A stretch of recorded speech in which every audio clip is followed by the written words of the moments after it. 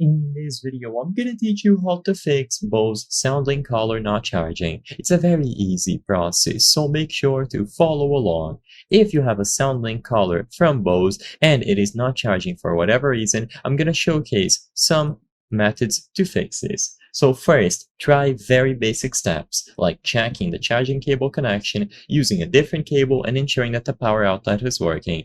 If you have an alternative USB to micro USB cable, then I would highly recommend swapping this out to be sure that the problem is not the cable. If you notice that it still does not charge even after you change the cable or the outlet, then there is one particular method that seems to work for most people. So what you can do is start holding the power button. So start pressing and holding this power button for about 10 or even up to 20 seconds.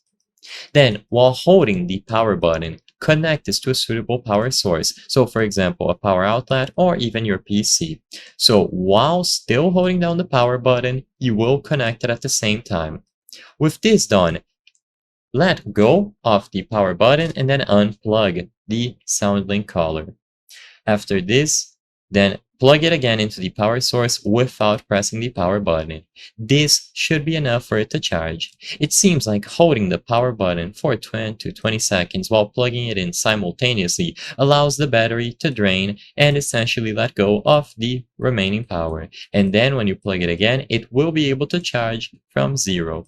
So to recap, start pressing the power button and at the exact same time connect it to a suitable power source, your PC, a laptop, a power outlet.